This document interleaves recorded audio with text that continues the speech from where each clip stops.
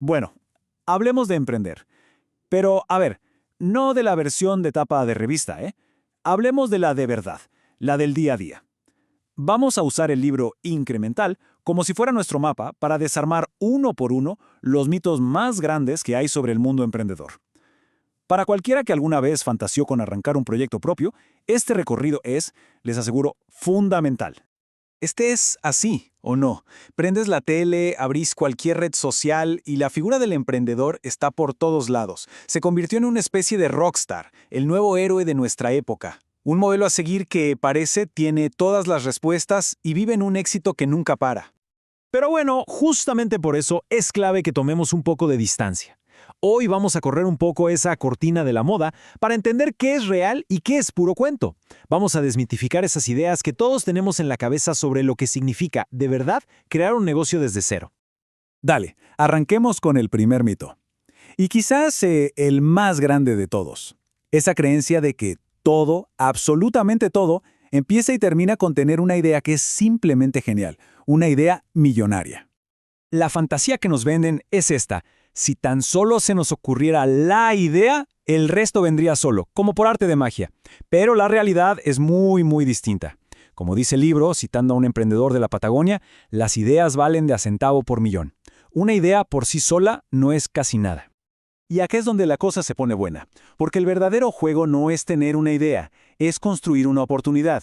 Y según el modelo de Jeffrey Timmons que vemos acá, una oportunidad es como un banquito de 3 patas, un equilibrio perfecto entre, primero, que haya una demanda real, gente que quiera eso; segundo, tener los recursos para hacerlo; y tercero, que es clave, el equipo correcto para llevarlo a la práctica. Y esta diferencia es fundamental. A ver, una demanda insatisfecha es, por ejemplo, la cura para la calvicie. Millones de personas la quieren, pero si no se tiene la fórmula, no es una oportunidad de negocio real, es un deseo. En cambio, si se hereda una chacra con manzanos en una zona turística, pensar en producir sidra de alta gama sí es una oportunidad. ¿Se entiende por qué? Porque se tienen los recursos, el lugar, el equipo para hacerlo realidad.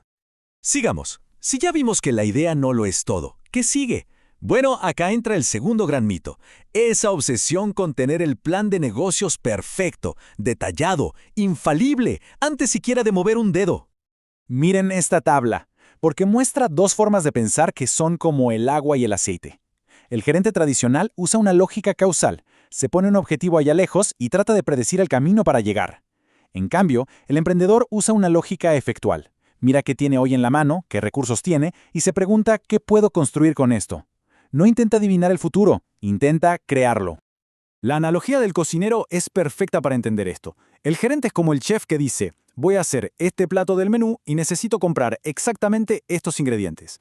El emprendedor, en cambio, abre la heladera y piensa, ok, tengo esto, esto y esto, ¿qué plato increíble puedo crear ahora mismo? Es una lógica de acción, ¿se ve? No de planificación infinita. Ojo con este, porque es una trampa mortal, una en la que caen muchísimos creadores que le ponen toda la pasión y las buenas intenciones del mundo. Esta frase del libro es provocadora, pero es genial. Que alguien se enamore de su propio producto, de su creación, puede ser una verdadera maldición. ¿Y por qué? Porque se pierde toda objetividad. Uno se encierra a pulir y pulir cada detalle que le parece importante, y en el camino deja de escuchar la única voz que realmente importa, la del mercado, la del cliente. Entonces, el punto crucial es cambiar el foco. La aposta de verdad es enamorarse del problema que tiene el cliente.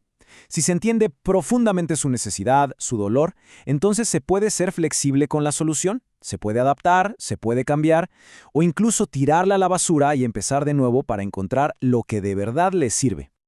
Y esto nos lleva directo a la metodología Lean Startup, que es básicamente aplicar el método científico a los negocios. ¿Cómo funciona? Se crea una versión mínima del producto, lo justo y necesario, se mide cómo reaccionan los clientes reales, y con esos datos se aprende, se decide si hay que ajustar un poco el rumbo o si hay que seguir por ahí. Es un ciclo constante para aprender rápido y gastando lo menos posible.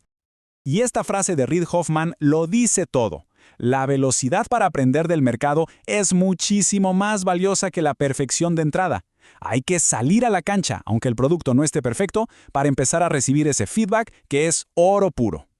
Bien, después de derribar estos tres gigantes, estos tres mitos, podemos empezar a juntar las piezas para armar una nueva lógica, un mapa mucho más pegado a la realidad de lo que significa emprender hoy en día. Es fundamental entender que emprender no es un momento mágico, es un proceso, tiene etapas. Primero, la gestación, que es todo lo que pasa antes de que la empresa siquiera exista. Después, la puesta en marcha, que es el gran salto. Y por último, el desarrollo inicial, que es cuando el negocio ya está vivo y empieza a pedir pista, a exigir gestión todos los días. Y esto, que quede claro, no es teoría de pizarrón, ¿eh? Es la historia real de emprendimientos bien argentinos que el libro destaca, desde los vinos de clima frío de Viñas del Nanch, IFAL, allá en Chubut, hasta empresas de servicios digitales como Buena Vibra o elserver.com en Buenos Aires. Todos ellos pasaron por este camino. Y para ir cerrando, miremos un poco hacia adelante. Está surgiendo un nuevo paradigma que lo está cambiando todo, el famoso triple impacto. La idea es simple pero recontrapoderosa. Una empresa exitosa ya no solo mira su ganancia económica, ahora también tiene que generar un impacto social y un impacto ambiental positivo. Y esto nos deja con una pregunta final, una que queda picando para pensar. ¿Y si el éxito ya no se midiera solo en plata? ¿Y si el futuro de los negocios se tratara de crear valor de una forma mucho más completa, resolviendo problemas reales para la gente y, de paso, para el planeta? Ahí está, quizás, el verdadero desafío que se viene.